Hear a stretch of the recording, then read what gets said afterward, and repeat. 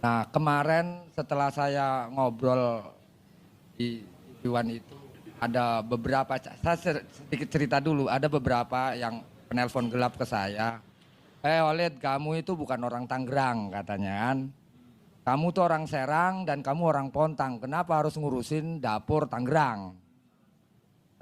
Saya bilang, wah kalau ini sepertinya saya sempat baca buku namanya judulnya itu buku itu Logika Penjajah.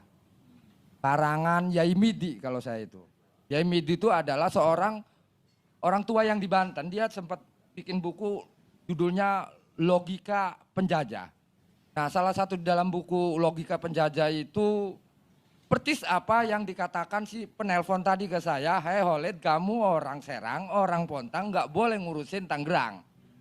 Nah, padahal kalau menurut saya sebagai nelayan harusnya mempunyai pandangan tidak boleh parsial gitu kan. Nah, ciri-ciri penjajah itu yang mempunyai pandangan parsial.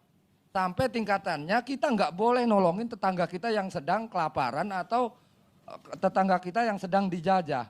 Begitu juga di laut. Kalau orang laut itu haknya. Ketika Tangerang menangis ya orang Serang juga harus menangis.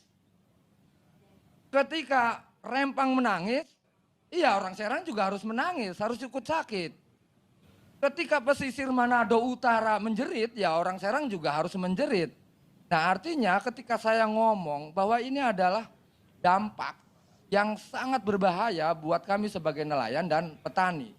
Justru ketika saya melihat kejadian-kejadian di laut gitu kan, pemagaran laut, kemudian tanah diuruk, kali diuruk gitu.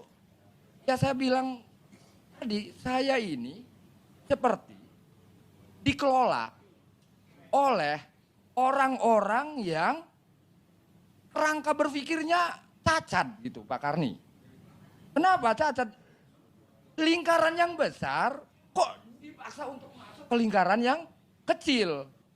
Contoh, kedaulatan negara harus dicaplok kepada korporasi. Nah saya nggak mau dikelola seperti ini. Kenapa tidak mau? Dan pokoknya lebih baik saya melawan daripada hidup saya sebagai petani nelayan dikelola oleh korporasi. Karena Ainal yakin kalau saya ini sebagai rakyat dikelola oleh korporasi itu sampai kiamat anak cucu saya pasti miskin. Karena saya sebagai objek yang dikelola, dia yang mengelola. Karena kenapa? Yang namanya korporasi itu pasti mikirnya untung rugi.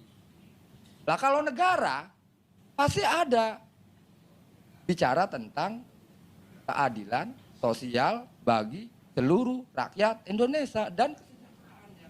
Nah cuman di sini kami nggak merasa itu. Kami tidak merasakan itu.